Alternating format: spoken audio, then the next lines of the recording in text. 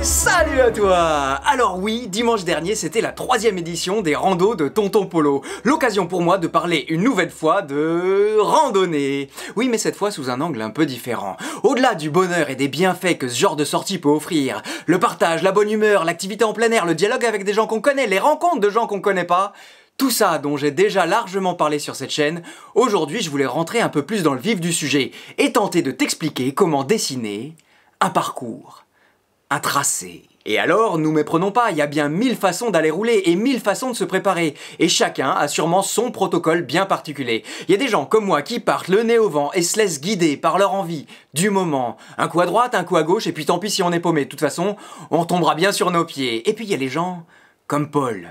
Lui, il aime que ce soit parfaitement maîtrisé, il aime savoir exactement par où il va passer. Et c'est grâce à ça d'ailleurs, grâce à cette précision-là, qu'il peut organiser des randonnées et proposer aux autres de venir les partager. Sa façon de préparer ses randonnées font que tout le monde peut y aller et se laisser guider. Et en effet, j'ai bien vu moi, dimanche dernier, que tout le monde le suit sans se poser de questions. Et tout le monde peut justement profiter uniquement du bonheur de rouler. Paul a les clés du camion et notre confiance pour nous piloter. Et tu vois, au moment où je te dis tout ça, je me pose une question. Parce que moi-même, je suis dans le cortège derrière. Et je suis pas certain que les gens présents aux randonnées, qui se laissent guider, se rendent bien compte du luxe que c'est d'avoir un organisateur, d'avoir un meneur, d'avoir un guide comme Paul, qui a bien préparé son tracé, qui sait qu'à aucun moment on se retrouvera sur un axe qui pourrait nous mettre en danger. Bref, l'introduction d'aujourd'hui est terminée. Si tu veux en savoir plus sur le sujet, reste avec moi et... Reste avec nous, je devrais dire. Et c'est parti! Sans transition, on est encore dans l'atelier, mais cette fois accompagné de Tonton Polo qui va nous expliquer de façon simplifiée comment on fait un parcours simple et efficace. Voilà, en fait, moi j'utilise GeoVélo, qui est un planificateur d'itinéraire qui existe sur ordinateur et sur smartphone. Alors mes parcours, je les fais sur ordinateur, pas sur un smartphone. GeoVélo, en fait, il recense toutes les voies cyclables qui existent en Europe. Je vais vous montrer comment moi je fais un parcours. Alors je le fais sur Paris parce que c'est là où j'habite et je vais vous faire un parcours que je connais bien pour vous montrer les différentes options. Donc quand on est sur Paris, on part d'où? On part plutôt d'une porte de Paris, histoire de quitter la ville le plus vite possible. Et moi, en fait, mes randos, je les fais en partant d'une envie.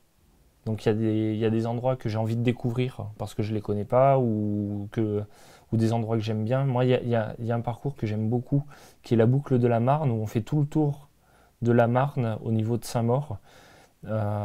Et ça permet de faire un petit parcours très agréable tout de suite en sortant de Paris. Donc moi, ce que je vais faire là, je vais partir du sud-ouest, donc je vais partir d'une porte de Paris, comme je disais, donc de la porte dorée. Et mon objectif, ça va être d'aller le plus loin possible sur cette boucle de la Marne. Donc avec GeoVélo, on peut identifier les points par où passer. Attends, comment tu as fait là? Tu as cliqué juste? J'ai juste cliqué. Alors mis le point de départ ça marche pour le point de départ. Non, alors pour le point de départ, j'ai mis porte dorée parce que c'était plus rapide à rentrer. Mais après, je ne savais pas exactement comment s'appelait le point d'arrivée. Donc tu cliques et ça... Alors ça marche pour le départ et pour l'arrivée.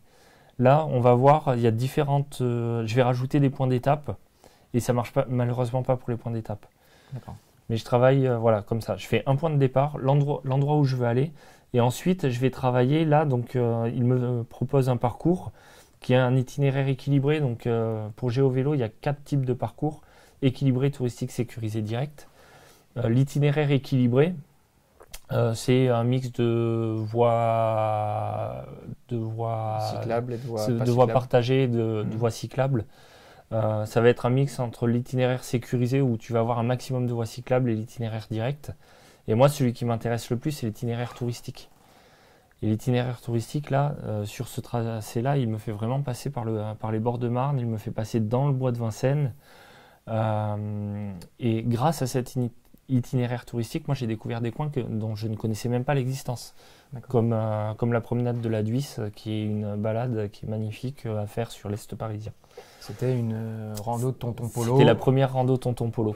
C'est ça, mais c'est pas le sujet. Non. De la alors là, moi, ce que je vais faire, c'est que je vais modifier un petit peu le parcours qu'il m'a proposé en faisant glisser la trace et en créant des points de passage.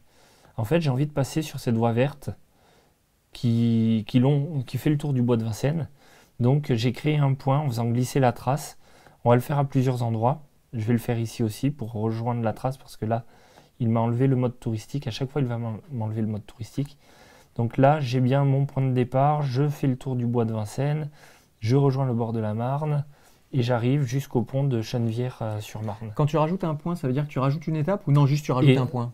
Ben voilà, justement, dans la liste des étapes, ça t'a rajouté une étape. Il m'a rajouté une étape. Ensuite, moi, ce que je vais faire, c'est que je vais vouloir revenir en continuant. Donc, je vais aller à Joinville-le-Pont.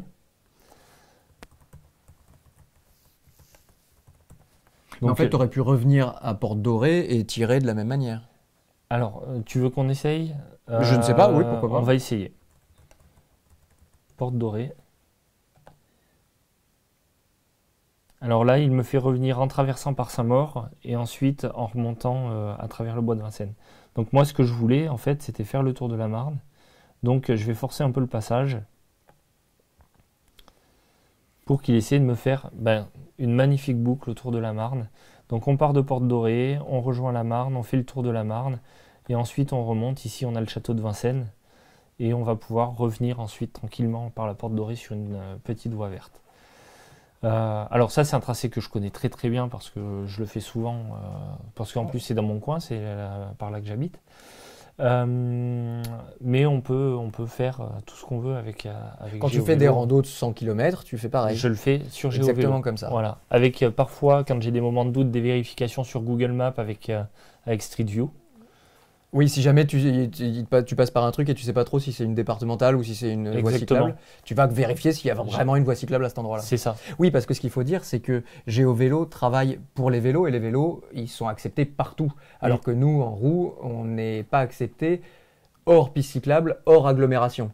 Donc Exactement. Si jamais à un moment il nous fait passer hors agglomération et qu'il n'y a pas de piste cyclable, on n'est pas censé être là. Donc c'est bien d'aller vérifier quand même, d'autant que, je vais être très court, légalement on n'a pas le droit d'y être, mais surtout pour notre sécurité. Moi ça m'est arrivé de me retrouver, tu te fais doubler par des camions qui vont à 80 km/h, moi j'aurais préféré aller vérifier et pas me retrouver dans ces situations-là. Voilà, c'est exactement les vérifications que je vais faire.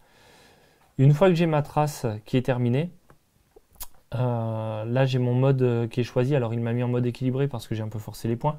Souvent je suis en mode touristique. Je vais cliquer sur plus de détails parce que là je l'ai fait sur l'ordinateur, c'est bien, mais je vais pas prendre mon ordinateur avec moi en rando.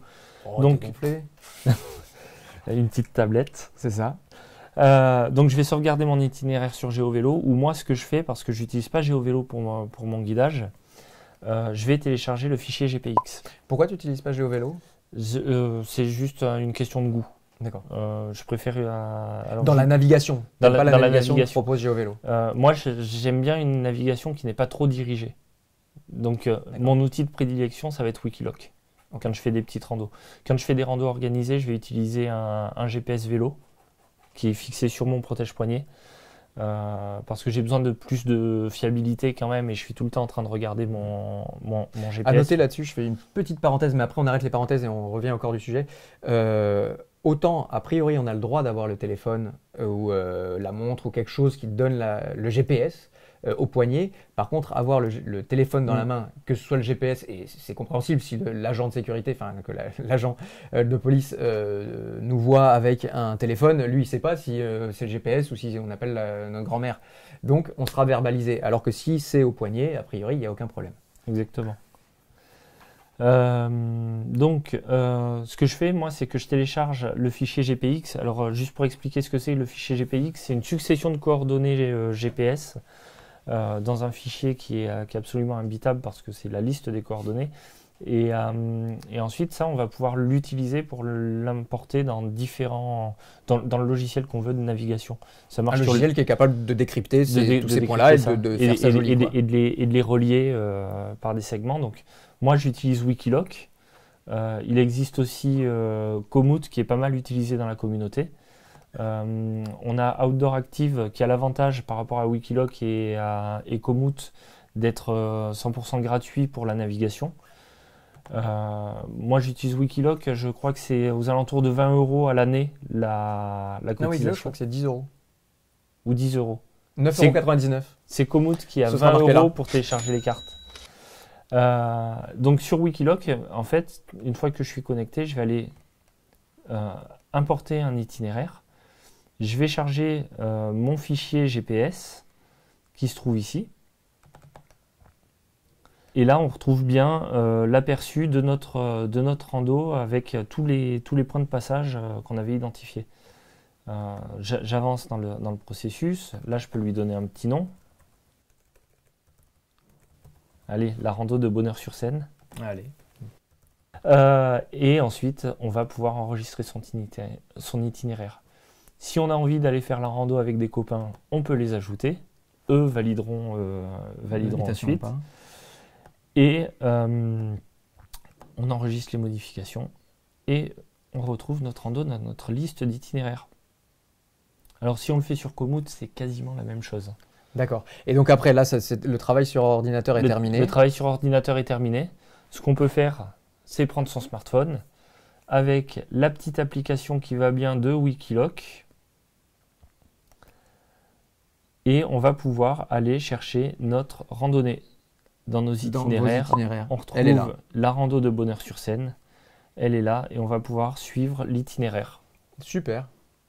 Et c'est terminé. Voilà. C'était clair, net, précis. Moi, j'ai compris. Ce que j'aime bien, en effet, dans ce que tu nous as montré, c'est qu'on peut vraiment tirer. C'est très ludique. On peut tirer et puis vraiment faire son parcours.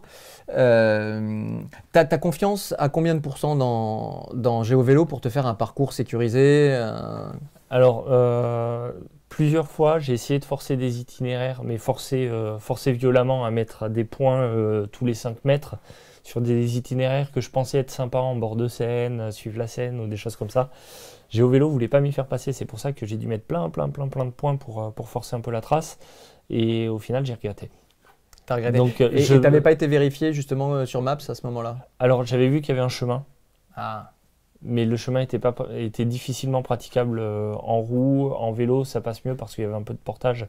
Un vélo, c'est quand même moins lourd qu'une roue de 35 kg, voire plus, vu ce qui me sort maintenant. Ouais. Donc j'ai regretté de ne pas avoir suivi GeoVélo. D'accord. Et j'ai jamais eu de mauvaise surprise. Après, Écoute, je dis pas qu'il n'y en aura pas. Mais... On va conclure là-dessus. Merci beaucoup, Paul. Merci à toi de m'avoir invité. Je sais que c'est pas le sujet de la vidéo, mais je vais mettre le lien vers les randos de Tonton Polo si jamais tu es intéressé, parce que Paul, oui, il organise des randos, comme je te disais en introduction. Merci beaucoup, Paul. Merci. Merci d'avoir été là. Tu peux liker et partager cette vidéo sur les réseaux pour la faire exister, et tu peux penser à t'abonner si ce qu'on fait te plaît. Un petit pouce bleu. Oh, alors, chez moi, ils sont pas bleus, les pouces. J'ai jamais compris cette histoire de pouce bleu. Oui, c'est vrai que tout le monde dit un pouce bleu, mais ils sont pas bleus en fait. C'est que ça date. Oui. Allez.